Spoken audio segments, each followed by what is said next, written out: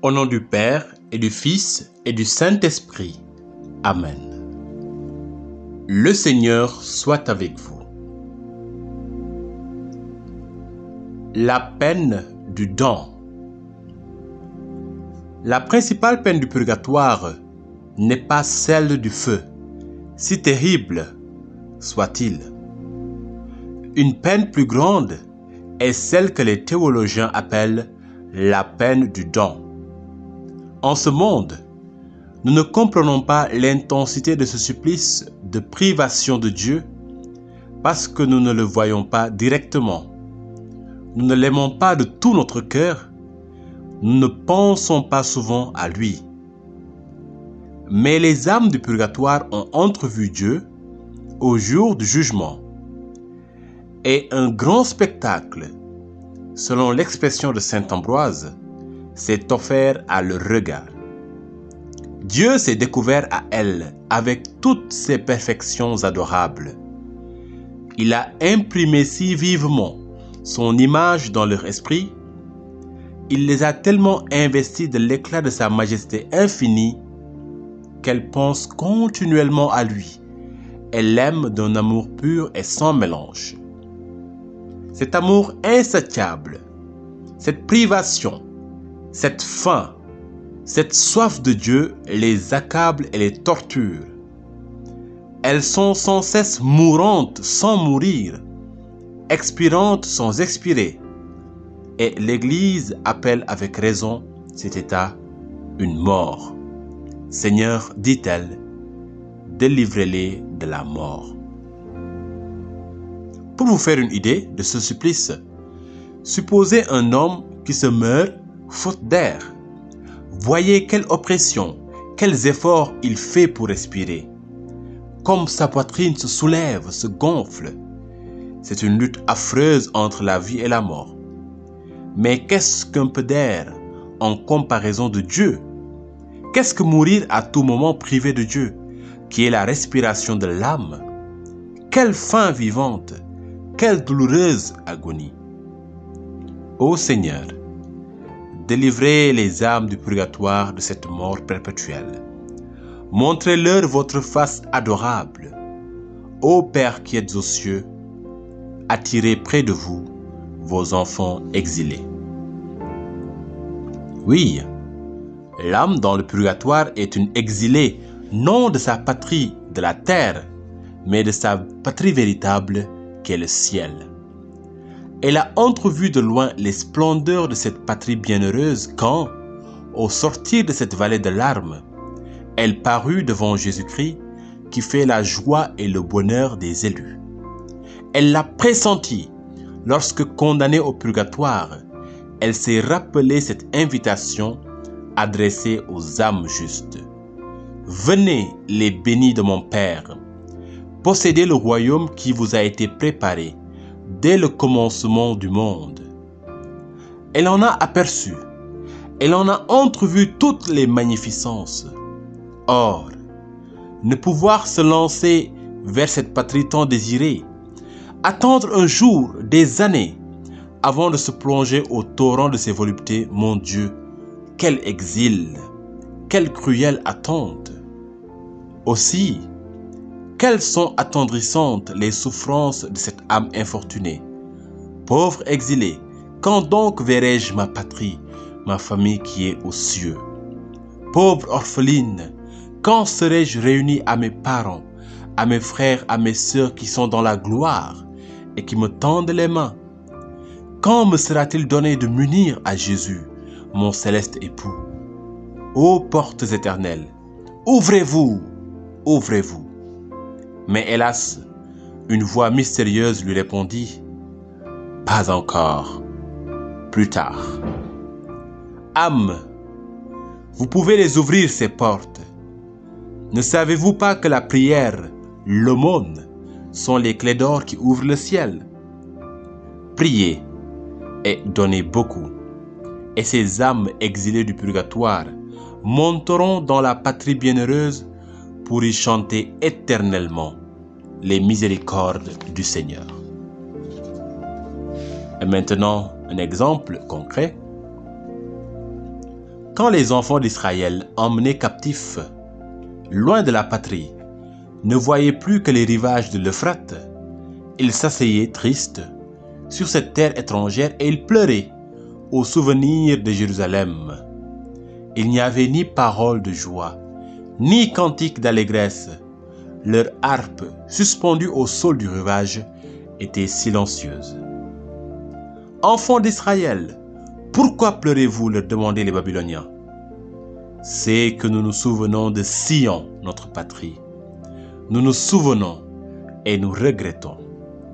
Mais, fils exilés de Sion, si vous chantiez pour calmer votre douleur et distraire votre tristesse, chantez quelques-uns des cantiques de la patrie, chantez le chant national, chantez. L'exilé peut-il chanter les hymnes de la patrie sur les rives étrangères? Loin d'elle, on se souvient, on regrette, on soupire, on pleure et on attend dans les larmes la consolation du retour. Ô Jérusalem, que notre langue s'attache à notre palais si nous devions t'oublier un jour. Les âmes de nos frères sont retenues par la justice, loin de la patrie que leur amour appelle.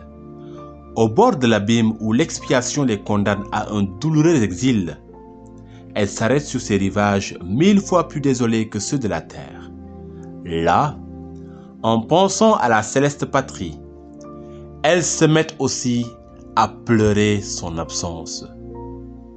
Mais leurs larmes diffèrent des nôtres, comme le ciel diffère de la terre et le temps de l'éternité. L'homme, à moins d'être malade, a l'instinct naturel de manger. S'il venait à ne plus manger tout en étant préservé de la maladie et de la mort, sentirait sa faim grandir continuellement, puisque son instinct ne diminuerait jamais. Supposons qu'il existerait au monde un seul pain capable d'enlever la faim à toute créature. L'homme resterait dans un tourment intolérable de ne pouvoir le posséder, sa faim demeurant. Supposons aussi que la seule vue de ce pain suffise pour être rassasié. Alors son instinct le pousserait au seul désir de le voir afin d'être contenté. Mais il apprendrait avec certitude que jamais il ne serait donné de voir ce pain. À ce moment-là alors, ce serait pour lui l'enfer. Il serait dans l'état des âmes damnées qui sont privées de toute espérance de voir Dieu, pain véritable, leur vrai sauveur. Mais les âmes du purgatoire ont l'espérance de contempler le pain et de s'en rassasier pleinement. Par suite, elles souffrent la faim et restent dans le tourment aussi longtemps qu'elles ne peuvent se rassasier de ce pain, Jésus-Christ, vrai Dieu sauveur, notre amour. En pensant à toutes ces âmes qui sont affamées de voir Dieu, prenons la litanie pour les âmes du purgatoire. Seigneur, ayez pitié de nous. Jésus-Christ, ayez pitié de nous. Seigneur, ayez pitié de nous. Jésus-Christ, écoutez-nous. Jésus-Christ, exaucez-nous. Répondez, ayez pitié des fidèles défunts. Père céleste qui êtes Dieu, Fils rédempteur du monde qui êtes Dieu, Esprit Saint qui êtes Dieu, Trinité Sainte qui êtes un seul Dieu. Répondez, priez pour les fidèles défunts. Sainte Marie, Mère de Dieu. Saint Michel, Archange. Mon Saint-Ange est l'ange des fidèles défunts. Cœur des esprits bienheureux. Saint Joseph et Saint Jean-Baptiste. Vous tous, saints patriarches et prophètes. Saint Pierre et Saint Paul. Vous tous, saints apôtres et évangélistes. Saint Étienne et Saint Laurent. Vous tous, saints martyrs, Saint Grégoire et Saint Augustin, vous tous, saints docteurs, papes et confesseurs, Sainte Anne et Sainte Marie-Madeleine, Sainte Catherine, Sainte Ursule et ses compagnes, vous toutes, Vierges saintes et saintes veuves, vous tous, saints et saintes de Dieu, répondez, ayez pitié des fidèles défunts. Par votre très doux nom de Jésus, par votre grande miséricorde, par votre amère passion et vos plaies sacrées, par votre précieux sang et par votre mort, répondez, exaucez-nous, Seigneur. Pauvres pécheurs que nous sommes, daignez faire miséricorde à tous les fidèles défunts.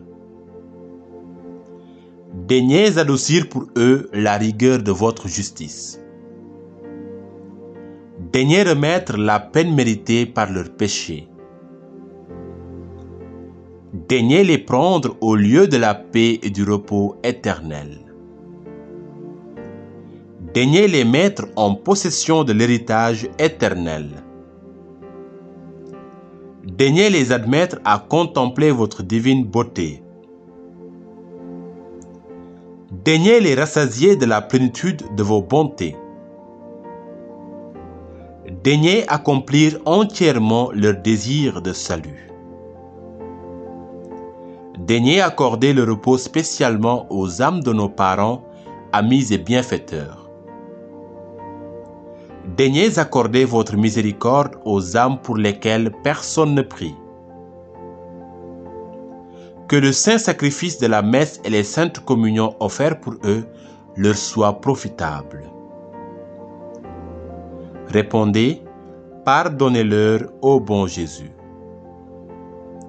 Agneau de Dieu qui enlevait les péchés du monde.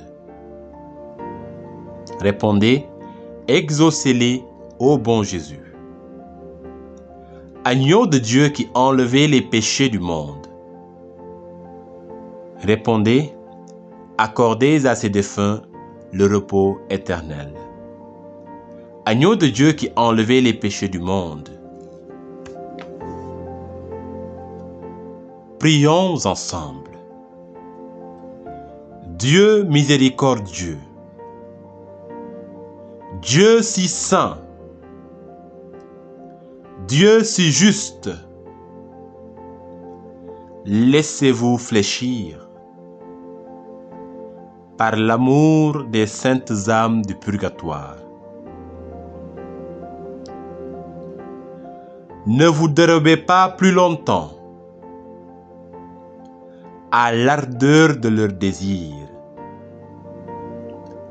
Ne les repoussez plus.